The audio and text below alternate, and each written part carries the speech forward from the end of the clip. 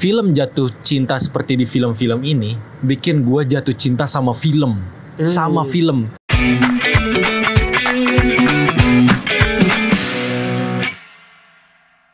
Tadi filmnya seru banget ya. Mau pecah sih. Kalau gue sih kepala gue tuh kayak mau pecah. Rahang gue pegel karena ketawa terus. Kalau lu gimana? Gue sih nangkepnya bukan seru ya. Seru tuh kesannya abis nonton MCU asik. Jadi buat gue filmnya bukan bikin kepala gue pecah, tapi bikin kepala gue tuh berbunga-bunga. Gue saking senengnya nonton film ini gitu. Tapi kepala gue tuh pecah karena kejeniusan komedinya. Oh iya. Nah jadi kita nih lagi ngomongin film karya terbaru dari Yandi Lawrence ya. Judulnya Jatuh Cinta seperti di film-film. Iya itu yang biasanya disingkat jadi JCDF ya. Di internet keywordsnya #JCDF gitu. Jadi ini JCDF ini tentang apa sih? Jadi dia ada seorang penulis film ya yang ingin mencoba membuat sebuah film berdasarkan kisah nyatanya di mana dia berusaha untuk membuat teman lama SMA-nya jatuh cinta, tapi dengan backstory dia tuh baru aja menjanda. Iya. Calon pacarnya ini nih. Iya, ceweknya ini baru saja sedang dalam berduka ya. Iya, masih jadi dalam suaminya berduka. Wafat gitu. Nah, si tokoh utama ini yang bernama Bagus ya mencari banyak sekali kegelisahan cara-cara untuk membuat Hana jatuh cinta layaknya seperti di film-film gitu. Bagus ini diperanin nama Ringo Agus Rahman dan Hana itu diperanin nama Nirina Zubir gitu. Ini mungkin kita langsung mulai aja. Tadi kita udah ngomongin reaction awal seru dan lain sebagainya. Apa sih yang Kak Upi suka dari film ini gitu? Poin plusnya ada nggak kira-kira yang mau dibagikan lebih detail lagi? Ini tuh bagus banget gitu. Gitu dari sisi gue yang juga menikmati film yang gue bilang tadi seru kayak MCU dan lain-lain tuh gue bisa gitu. Ini tuh gue tuh tadi gue suka banget ada yang ngomong tadi gini. Kenapa harus nonton film ini? Karena gitu. Nah gue setuju karena film jatuh cinta seperti di film-film ini bikin gue jatuh cinta sama film. Sama film. Film Indonesia itu sendiri bahkan gue kayak anjir kok bisa ada ya film Indonesia udah sampai selevel ini gitu. Udah sampai selevel ini. Ini tuh levelnya bukan dari segi teknis yang penulisan ada CGI atau apa ini, tapi tuh penulisannya, cut-cutnya ya, editingnya dan lain-lain itu indah deh. Yandi Lawrence tuh menurut gue masa depan, gue tuh berkali-kali aduh gila masa depan perfilman Indonesia cerah banget ya kayaknya setelah ngelihat Makbul, ngelihat Regas, ngelihat sekarang ngelihat Yandi Lawrence gitu. Gina Esnur. Ya. Wah, banyak ya. Gue juga suka tadi Kak Upi sempat mention secara konsep ya. Ini tuh selain segar, konsepnya tuh well executed. Bagaimana dia bertanya memiliki sebuah pertanyaan besar. Apa sih jadinya kalau zaman sekarang bikin film hitam putih? Wah, itu pertanyaan yang buat produser resikonya tinggi. Buat calon penonton, kok ada film hitam putih gitu. Ternyata ada alasannya yang bakal terjawab di akhir film. Itu ditulis dengan sangat rapi, sangat indah, sangat tidak lebay gitu ya. Bahwa kayak ya imajinasi orang, fantasi orang itu dimulai dari yang sederhana dulu aja. And then itu bisa berkembang jadi sesuatu yang sangat apa tadi Kak Upi bilang berbunga-bunga ya? Iya, bikin gue berbunga-bunga. Bahagia banget loh. Gue nggak kebayang kalau justru film ini dieksekusi tidak hitam putih, berwarna. Magic itu akan hilang. Iya, maksudnya hitam putih itu sendiri adalah story toolsnya, tools buat bercerita itu sendiri gitu loh, hitam putihnya. Ini tuh gue baru nggak ya?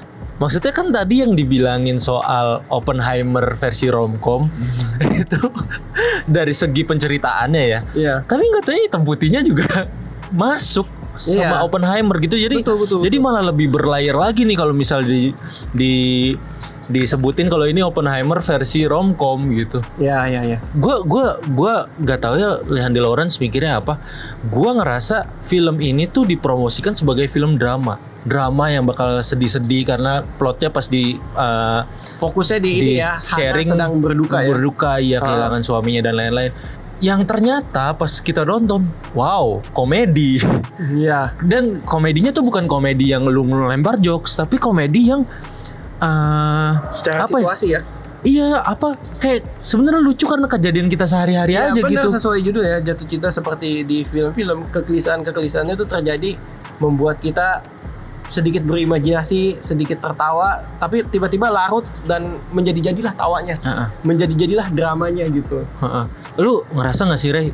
Ini tuh selain dari cerita yang romance, yang komedi, yang lucu, filmnya ini sendiri udah kayak surat cinta untuk dunia film itu sendiri dari seorang Yandy Lawrence gitu. Pembuat film, penulis skenario film. Iya. I mean tadi gue sempat Mustafa ngobrol sama gue, itu gue tuh rasanya kayak Babylon, nonton Babylon, dimana kita tahu ini film dibuat oleh orang yang bener-bener jatuh cinta sama film, dunia film gitu. Betul.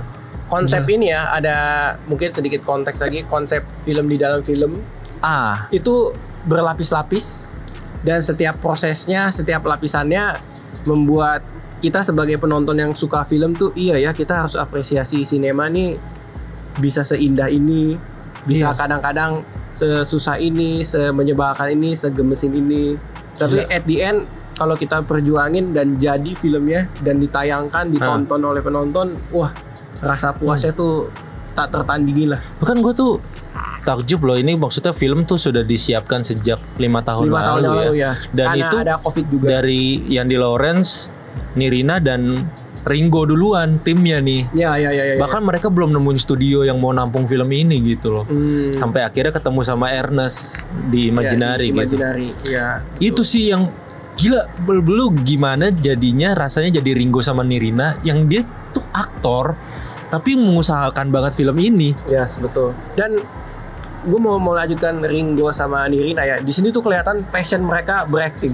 Oh my god. Jadi kan tadi kita film ini dalam film ada berlapis-lapis. Kita nggak sebut berapa banyak lapisannya, biar kejutannya bisa dinikmati sama penonton. Tapi bisa gue pastikan sebagai penonton ya, atau setidaknya menurut gue, perannya Ringo sama perannya Nirina di film ini tuh terbaiknya mereka hingga saat ini. Actingnya, iya, benar-benar. Actingnya tuh terbaik. Jadi selain menanjak, dibanding film-film sebelumnya, kompleksitas peran mereka di sini tuh, ya itu. Ini kita harus ingatkan lagi ya. Maksudnya Ringo, Nirina dan Yandy Lawrence ini pernah bertemu di Keluarga Cemara pertama.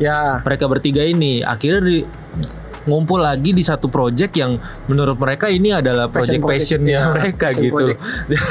Dan ternyata seluar biasa itu gitu loh. Seluar biasa itu, sebagus itu. Betul. Gue nggak tahu ya, maksudnya gue nggak mau ya terlihat kesannya gue tuh ngebagus-bagusin banget film ini. Tapi gue pun tidak menemukan apa yang bisa gue kritik. Selain masalah soal selera orang gitu. Iya sih, benar. Soal selera orang, maksudnya ini tuh sangat meta. Sangat meta, sangat banyak banget referensi yang kalau lu tahu industri film Indonesia atau setidaknya cara orang bikin film tuh gimana, itu tuh bakal wow banget gitu. Sangat personal juga buat Yandy Lawrence mungkin karena dia kan seorang filmmaker. Bahkan Metaya sendiri, Dion Wiyoko memerankan dirinya sebagai Dion Wiyoko gitu di film ini. Itu tuh sangat bagus, sebagus itu gitu. Ya, betul.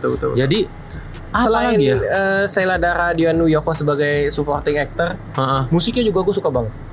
Oh, masuk ya. Iya. Jadi kalau perhatiin liriknya sama tema filmnya, itu tuh kena banget di hati. Iya, benar. Kena banget. Dan celakanya, hebatnya juga ya, maksudnya film ini tuh memasukkan timing kapan musiknya jalan, mulai dari lirik yang mana, itu tepat sasaran. Iya. Beberapa drama film-film Indonesia yang sebelum ini, gue pernah lah menemukan ada beberapa yang secara lagu bagus, tapi kok kayak timingnya di sini kurang tepat gitu ya. Iya. Di sini oke gitu. Perlu diinin juga ya, maksudnya lirik tuh perlu diperhatiin dari film dari lagunya itu sendiri. Iya. Dan masuk ke dalam scene-nya tuh bagus banget gitu. Walaupun betul. Kadang mungkin ada film yang lagu yang lu ngerasa yang lagi ngetren banget, terus masuk ke dalam film ini tuh gue bosen dengernya. Cuman kalau diperhatiin lagi liriknya, wow, masuk banget ke dalam scene-nya itu gitu. Betul. Dan ini ya tadi dibilang surat cinta, tapi ini juga bentuk surat kritik gak sih? Iya, maksudnya Babylon tuh itu maksudnya dia tuh nganjing-nganjingin industri film itu sendiri. Maksudnya lu tuh banyak banget toksiknya, banyak apanya, dan itu disampaikan semua. Ya. Setoksik apapun lu, senyusahin apapun lu tuh gue tetap cinta banget sama film itu sendiri gitu loh. Jadi gila sih maksudnya. Benedion pun ngomong, aduh gue pengen pensiun deh bikin film setelah nonton film ini karena emang bagus banget sih. Dan bahagia banget gue loh. Gue bahagia banget. Banyak banget hal yang baik yang bisa kita temukan. Kita sangat mengencourage ya teman-teman untuk nonton. Tapi kalau dari gue ada beberapa sedikit bilangnya kritik kali ya. Apa tuh? Mempertanyakan, kadang juga meragukan gitu. Film seperti ini dengan dialog yang sangat padat, gue sih menikmati. Tapi gue ngelihat beberapa karakter tuh, buset, ini sangat internal di industrinya banget. Misalnya nih, salah satu scene-nya adalah ngomongin La La Land. Kalau misalnya orang yang nggak nonton La La Land mungkin bisa nggak nyambung gitu. Iya, jadi kayak dia tuh referensinya langsung ke judul. Jadi buat orang-orang yang tahu tuh connect aja. Tapi gue membayangkan, wah kalau yang nggak tahu La La Land gitu kan misalnya referensi itu dia hanya membayangkan dua tokoh ini sedang berbincang-bincang berargumen biasa aja gitu. Ya tapi argumennya sendiri pun dialognya secara dialog secara dialog sebagai bentuk argumen antara dua tokoh. Itu logis dan masuk gitu. Sangat real, sangat. Tapi kan secara power adegan itunya ya mungkin nggak sekuat yang diterima oleh penonton gitu, yang tahu referensinya kemana. Tapi gue sangat berharap ini bisa sangat dinikmatin sih. Gue beneran gimana ya? Iya, kekhawatiran gue juga itu, makanya tadi gue bilang film ini. Jadi kan lu bilang kan kalau misal ada gue ragu sama film Indonesia, lu bakal ngasih film ini kan. Nah tapi gue pun bakal nanya dulu, oke, lu ragu sama film Indonesia, film luar yang menurut lu bagus apa? Kalau misal jawaban dia film superhero gitu, film film MCU gitu misalnya gitu.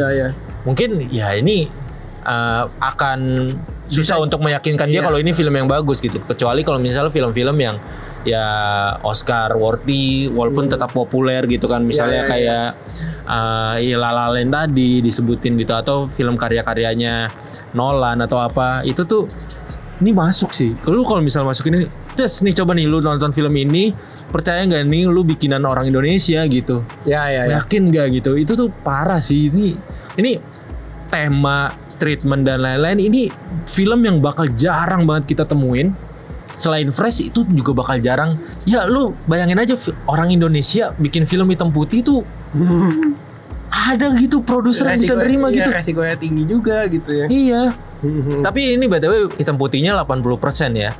Dan gue pun memuji di tengah film ya. Ini hitam putih tapi kontrasnya bagus banget ya. Ya.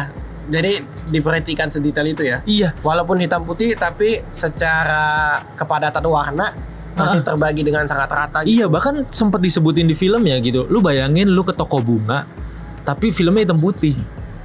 Oh, itu di trailer ada tuh. Iya, di trailer pun ada gitu. Jadi itu pun disampaikan gitu. Itu sebagai pertanyaan pembuka juga kepada calon penonton ya berarti ya. Ayo lo gimana lo pikirin dong gitu. Iya, itu kontrasnya bagus dan pas berwarnanya juga bagus banget. Yes. Itu aja kali ya. Gua apa ada lagi nggak? Makin banyak spoiler sih kalau kita Iya, tapi ini tapi beneran menurut gua 2024, dan gua tadi Mustafa bilang ini kayaknya bakal menang FFI skenario original terbaik, dan gue setuju sih. Yang gue rasa, gue nggak tahu ya, gue belum nonton film-film Indonesia 2024 lainnya. Tapi ini salah satu kandidat terkuat untuk jadi film terbaik sih. Kayak kalau film ini tayang di November, yang kalau dipertandingkan di FFI akan tayangnya di FFI 2024 gitu. Iya. Baru mulai aja kita udah, wah ini kayaknya bisa nih masuk nih. Ini entry pertama berarti. Iya. Dan gue mau menjagokan Sheila Dara sebagai supporting actress sih. Buset, dia sebagai karakter di sini sebagai namanya Selin ya. Iya. Entah karena jadi inget jokesnya lagi. Iya. Apakah karena untuk referensi ke jokes atau dia karakternya nyeselin? Aduh. Tapi iya intinya lagi. gini, dia sebagai karakter, sebagai bagian dari proses pembuatan filmnya si bagus. Itu benar-benar jadi kenikmatan tersendiri, dan jokes-jokesnya, leluconnya tuh buat gue yang suka sama hal-hal detail di sinematografi, terpuaskan banget. Puas banget. Iya. Bener-bener.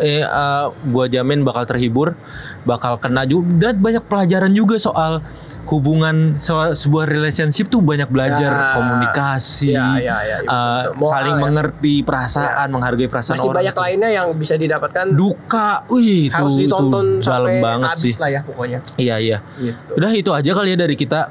Terima kasih sudah menonton. Sampai ketemu di review dari habis nonton film lainnya. Bye bye.